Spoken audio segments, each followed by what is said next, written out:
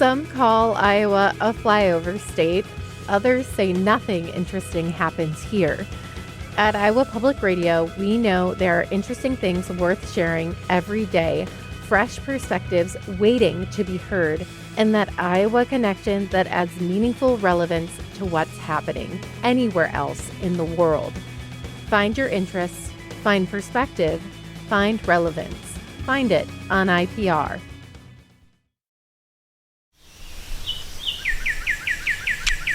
This is Garden Variety, a horticulture podcast from Iowa Public Radio and Iowa State University Extension and Outreach. I'm Charity Nebbe. We are still enjoying the bounty of apple season, but now is a good time to give next year's berry season some thought. Today, how to prep your strawberry bed and your berry brambles for winter. Randall Voss, Iowa State University Extension horticulture specialist, is here. Hello, Randall. Hello there. It's great to talk with you, and I want to start with strawberries because I do think that people who grow strawberries get a little antsy this time of year. When is it time? When is it time? But first, let's talk about the kinds of strawberries we grow. I mean, they're native strawberries, so why do we or they're cultivars of native strawberries. Why do we even need to take special care of them in the wintertime? Yeah, so the cultivated strawberry is a kind of a cross between our native strawberries and another one. And, you know, if you look at where you find strawberries in the wild, they're generally around areas that have some cover. And so they generally, because there's, long grass or trees or what have you around them, there's generally some pretty good snow cover in there. And then when we put them in our yards, we've kind of removed all that cover. So it's a little bit less likely to get reliable snow cover on them in a strawberry bed versus where they grow in the wild. All right. And when we cover them for winter, what does that do for them? It just really insulates the temperature. I'll just give you an example. My dahlias finally completely died to the ground. We've had a few frosts, but the first light frost we had, the bottom 6 to 8 inches was still perfectly green because that ground kind of was giving off some heat. And so our goal is when we mulch these strawberries, we're just trying to buffer the temperature. If you look at the soil temperatures on like the coldest day of the year in Iowa, it doesn't get below that, 20 degrees, 10 degrees, something like that. That soil temp is very buffered. And that's our goal, is we're trying to take advantage of that soil heat to prevent the swings in temperature like we see in the air.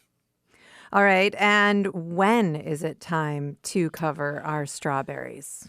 Yeah, it's probably not a calendar date thing where, you put it on your calendar every year and cover my strawberries. And I know that, some people like patterns and all that kind of thing, but it's probably more a temperature weather thing. And so a couple things we think about is we definitely need to have a frost, which we've had. And some numbers that are kind of thrown out there that, are just guidelines is we want the temperature to get, close to 20, give or take a few nights. We also want the soil to cool down. And a number that's thrown out there is, somewhere around 40 degrees soil temperature. And most people don't have a soil probe in their backyard, right? But if you just do you don't, Charity? Come on. So if you do a web search of Iowa soil temperature, you'll find like an ISU site that has that. And our soil temperature is right now around 45. And so you look at the 10-day temperature outlook, I'm personally in no rush to get mulch on my strawberries right now. The weather's fairly warm. The soil temperatures are still fairly warm. And if we cover these strawberries too early, we actually do damage. Okay, so we're going to wait. We're going to check. When it's time to cover them, what do we cover them with? What is ideal? Yeah, straw mulch, oat or wheat is a great option because it has some kind of loft to it and it doesn't pack down really easily. I personally at home use corn stalks because I have plentiful supply of corn stalks. So that's what I personally use. Some people use a floating row cover, kind of like they use to protect vegetables. That has some challenges in that the wind catches it, and sometimes that can cause the strawberries to wake up a little bit earlier than we want in the spring. But Most organic materials that don't compact are good options. And so leaf litter and leaves and so forth, can it work? Yeah. But in a wet, heavy snow winter, they might pack down a little too much and kind of suffocate the plants a little bit. So a type of straw or corn stalks works too. All right. And then how do we, just to think ahead, how do we know when to uncover them in the spring? Yeah, so just kind of think of the reverse process. When the soil temperatures get to 40 again, then we start thinking about pulling them off. Also, I like to remove a little bit of mulch in a spot, and if I start to see those strawberry plants, with active live tissue, then it's time to remove them. We don't want those shoots growing in that mulch and getting what we call etiolated or growing without chlorophyll. And then suddenly you expose them to sunlight, those tissues burn up and we get a lower yield. And so just kind of pull it back a little bit when we start to get close. And once you start seeing actively green growth, it's probably time to pull it off. All right, let's talk about berry brambles, a different kind of berries, raspberries, blackberries. How was 2025 for these kind of berries? I heard I think there's mixed feelings about it. If I remember right, you didn't have a great year with brambles, if I remember right. I did not. It was a bad raspberry year for me. And we did hear from a number of other people who said that their raspberries didn't do so well. Okay. I actually had a decent year. It's not that I'm awesome or anything. It's just happenstance probably. Just bragging. Okay. Some of the floricane varieties, so the canes that we overwinter, over the year, some of those I think kind of dried out. We had some desiccation. It was a pretty dry fall. And I had that as well, where some of my primocanes didn't overwinter very well. The fall bearing ones, so the ones that bear on current season's growth, they did great for me. We had a really long fall. And so I was picking raspberries until we had that real hard frost, a couple weeks ago. Again, I live in the kind of southeastern part of the state, so my season might be longer than Northwest Iowa where I grew up. But the fall raspberry season, in my opinion, was great because oftentimes, if we get a normal frost date, there's a lot of fruit potential still on those canes, and we lose them to frost. So, the summer bearing is kind of hit or miss depending on where you were. The fall bearing were pretty good, but we did have some growers have some root rot issues because of these really, really wet situations in some parts of Iowa, and they lost some plants. Okay, so whether or not you had a good year or a bad year, right now, what do we need to be thinking about? Yeah, I generally tell people, if you absolutely you just have to go do something, okay, go for it. But if it's generally better to prune stuff when it's in the winter. And so what you could do is, let's say you have the summer bearing varieties. If you haven't cut out those canes, they're probably dead anyway. And because a bramble has a 2-year cycle, so these canes just naturally die. So if you have the summer bearing types, you have to prune out those spent, what we call floricanes, they're dead anyway. You might as well get them out of there. If you absolutely want to do some work in there, there's the spindly canes that are kind of creeping out of the row, you could cut some of those out as well. But I generally tell people just kind of, relax a little bit, do something else, and just wait till the winter. We want to get outside at some point in the winter too, to kind of get our sunlight. So just hold off a little bit.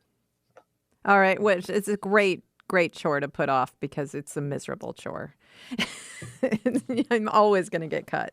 All right, so we'll put off the raspberries. What about blackberries?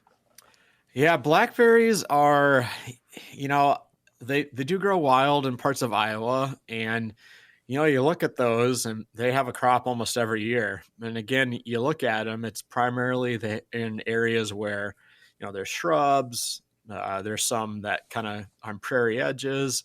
And so there's always reliable snow cover in those areas, or more reliable snow cover, I should say. And again, in your yard or garden, it's probably in your lawn or something like that, where we don't always have, reliable snow cover. And so blackberries, if you're going to cover something fruit-wise, blackberries are a pretty good investment, So if you want to lay those down and cover them with some straw or something like that, or just tie some canes down, and you don't have to cover all of them with straw or mulch, just even the bottom foot or so. Um, they're not super cold hardy in Iowa, and I lost my canes last year. We got down like minus 17 where I'm at, and I didn't have any blackberries this year. And so if I had laid those down and mulched them a little bit, I probably would have, because of that buffering in temperature. And what would you use for mulch? Same thing, straw, corn stalks. They're a little bit bigger than strawberries, so that floating row cover, if you have it, works pretty good. The problem is, they tend to be kind of thorny plants or big plants, and so you'll poke holes in it. But same stuff, just something that has some loft and isn't going to pack down. Looking ahead to when we do find a nice day in winter and we put on leather gloves and armor and go out and wrestle with our raspberries, what is your best advice for when we do prune the canes? How do we want to shape that raspberry patch? Yeah, so a couple things.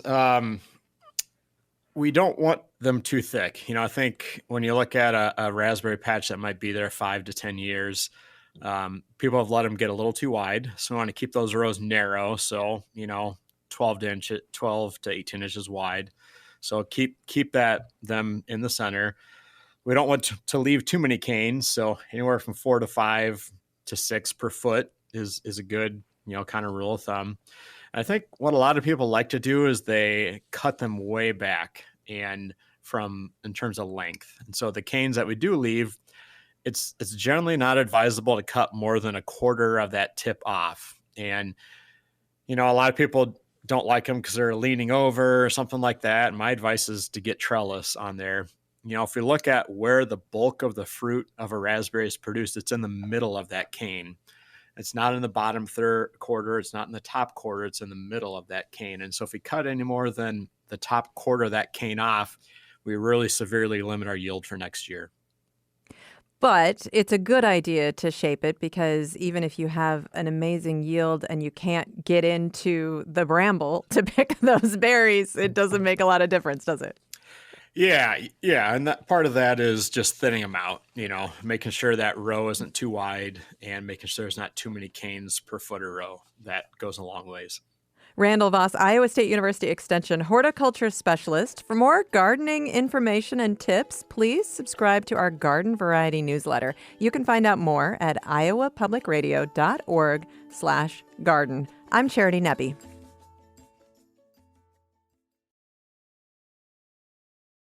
Garden Variety is a production of Iowa Public Radio and Iowa State University Extension. It's produced by me, Erin Stile, Caitlin Troutman, and the Iowa Public Radio talk show team. For more garden goodness, please subscribe to our Garden Variety newsletter. Just go to iowapublicradio.org/garden. I'm Charity Nebbe. See you next time.